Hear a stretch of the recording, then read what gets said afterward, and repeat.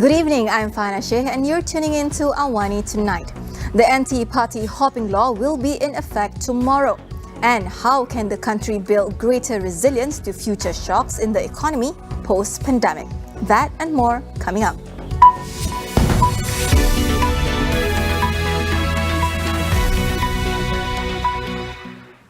The enforcement of the anti-party hopping law is effective beginning tomorrow. De facto Law Minister Dato Sri Wan Junaidi Tuanku Jaafar said the Yang di-Pertuan Agong has given his agreement to this enforcement date.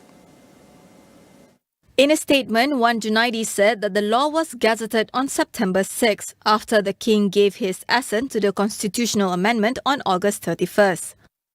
The anti-hopping law was approved with the support of a two-thirds majority in the Dewan Rakyat on July 28th and in the Dewan Negara on August 9th with the support of a majority of 52 senators.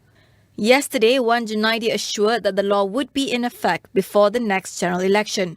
Under the law, MPs will lose their seats if they choose to jump to another party, except for those who are sacked by their party or if their party is dissolved or deregistered. Voters will get longer hours to vote during the upcoming GE15 as the voting hours have now been extended. De facto Law Minister Dato Sri Dr. Wan Junaidi Tuanku Jaafar said this is among the several improvements made by the Election Commission ahead of the elections. The voting time will be extended by an hour, starting at 8 a.m. to 6 p.m. in the Peninsula and 7:30 a.m. to 5:30 p.m. in Sabah and Sarawak. Additionally, the number of voting centres and channels will also be increased, taking into account Undi 18 and automatic voter registration. Meanwhile, a special lane for voters aged 60 and above and people with disabilities will also be set up, limited to 450 voters. Wan Junaidi said the EC has also abolished certain conditions for postal voting that would allow Malaysian citizens who are abroad and are registered voters eligible to apply as postal voters. It is solely the Prime Minister's prerogative to recommend for the dissolution of Parliament. Dato Sri Ismail Sabri Yaakob stressed that other political parties had no say in the matter. Ismail said the Prime Minister had the right to seek a dissolution of Parliament and that only the Yang di-Pertuan Agong had the final say. He added that to date, the Parliament dissolution has never been discussed openly in public, either within the party or with others. His remarks came after the UMNO Supreme Council announced last Friday that the general election should be held this year, while certain opposition politicians have been speaking out against early elections. Ismail confirmed that he will have an audience with the King on Thursday, but did not give further details on whether he would present a date for the dissolution of Parliament. The 14th Parliament first sat on July 16, 2018, and will be automatically dissolved in June next year, with the general election to be held before September 14th. The Public Accounts Committee, PAC, has found irregularities in the procurement of the MySejahtera application. In a report tabled in Parliament, it said this includes the appointment of KPI Soft as the app's developer, which was not done according to government procedures. PAC Chairman Wong Kar-Wah said there were no meeting minutes or supporting documents on the appointment of KPI Soft, previously named Entomo. The only document available was a non-disclosure agreement signed by the company and MySejahtera. Wong noted that the Finance Ministry set a ceiling price of 196 million ringgit for the acquisition of the app for 2 years, which he said was too high. He said the CSR concept proposed by KPI Soft had left the government confused of the real direction in procuring the app. It was also suggested that the CSR concept may have been used to procure the project without having to go through proper procedures. The PAC also revealed that as of April, Putrajaya had yet to register the intellectual property for MySejahtera on MyIPO, warning that this could lead to the developer claiming ownership over the app.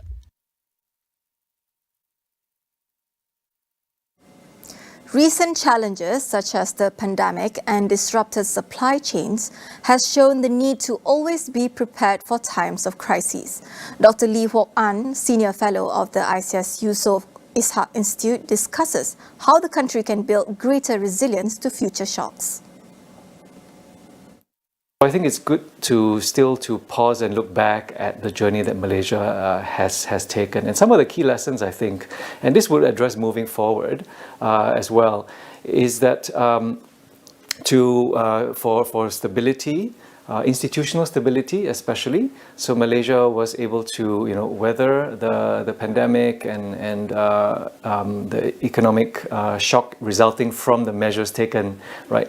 The MCO and the measures taken to contain the pandemic, because I think a lot of the key implementers and policymakers, the institutions, right, were managed credibly and capably, such as the SOCSO, Bank Negara.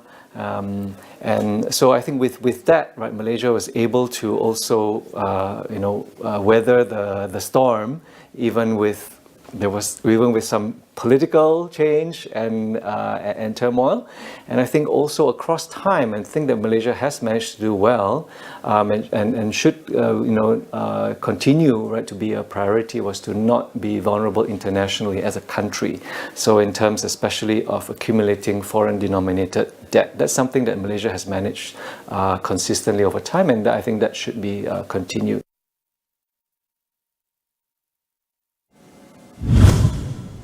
Should taxpayers financially incentivize political parties to be better, do better? Tonight on Consider This, we ask our guests why they believe the political funding bill should also include allocations from the national budget for political parties.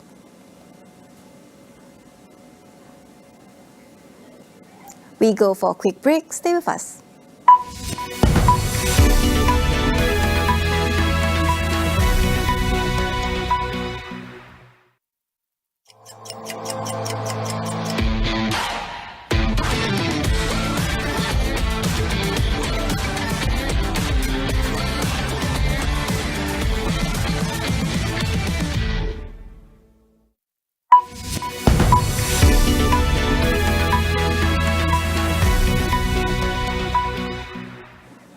Welcome back.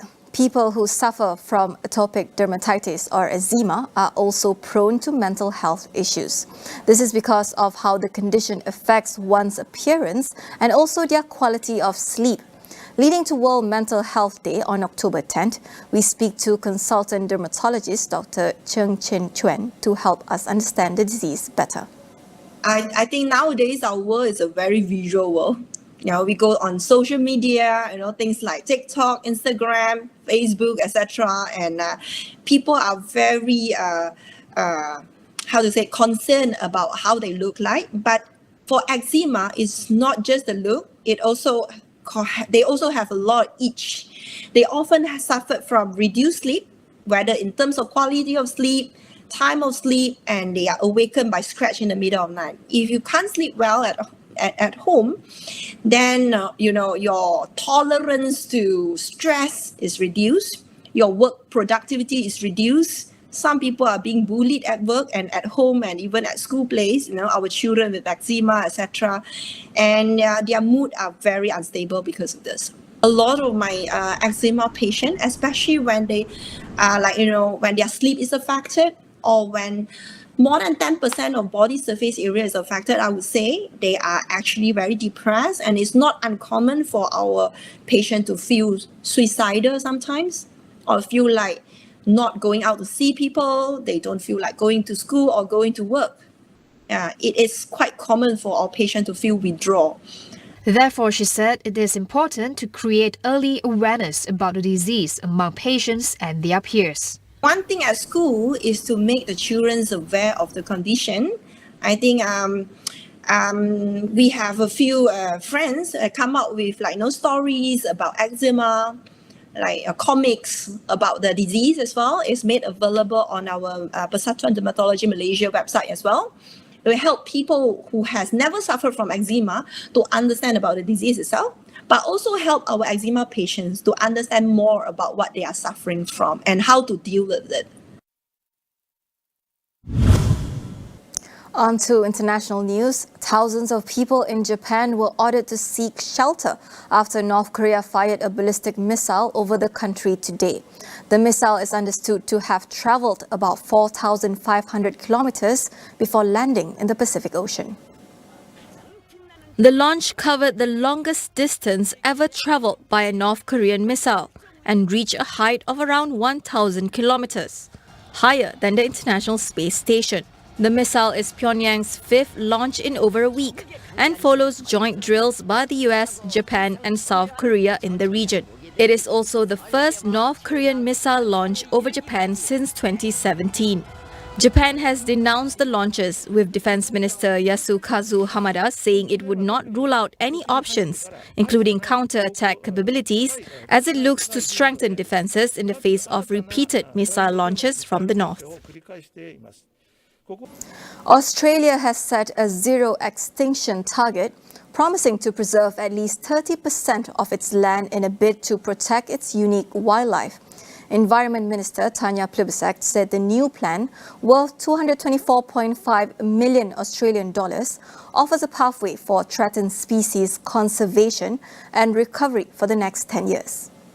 We learnt from the State of the Environment report, which I released some months ago, that the state of the Australian environment is bad and getting worse. We are the mammal extinction capital of the world. We've seen around 100 species lost in the time since colonisation, and we absolutely have to turn that around.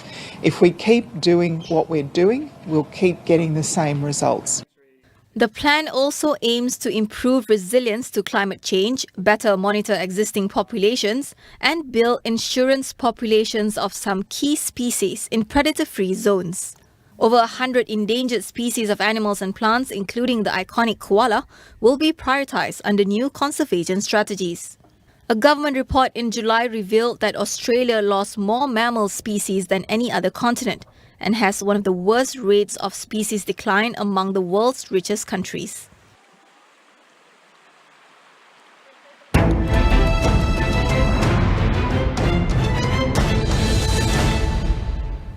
Young Malaysians in the workforce face great challenges in earning sustainable wages, especially those living in cities like Kuala Lumpur. Former Deputy President of IIUM Student Union, Ana Sofia Rizwan, hopes that Budget 2023 will include funds channeled towards a living wage that takes into consideration demographics and living costs. What I hope in the fresh budget is that they would table something that would provide people with living wage, we call it.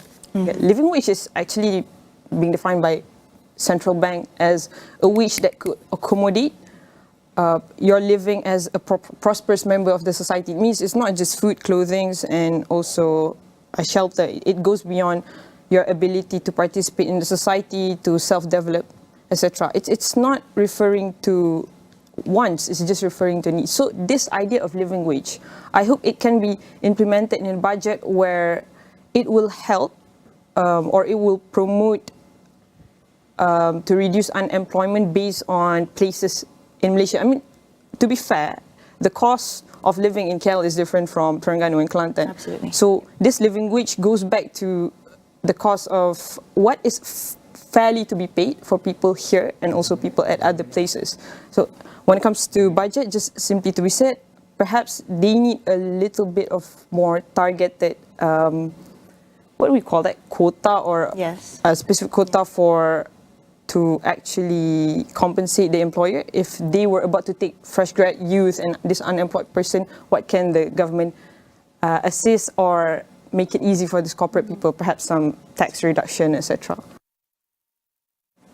Amid rising costs of living, young Malaysians are also facing challenges in the employment sector, including wage stagnation and job mismatch. How will Budget 2023 address gaps in the workforce? Catch the full conversation on It's About Youth tonight at 11:45 p.m. That is all we have for you on AWANI tonight. I'm Fanashe. Thank you for watching.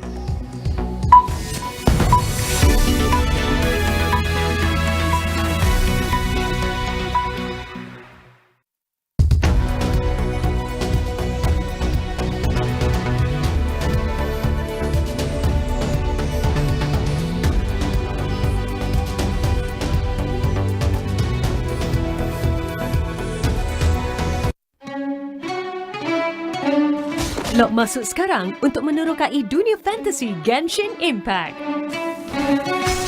Genshin Impact muat turun secara percuma di peranti mudah alih dan PC. Inilah rutin saya setiap pagi. Kejar masa, sibuk dengan tugas harian.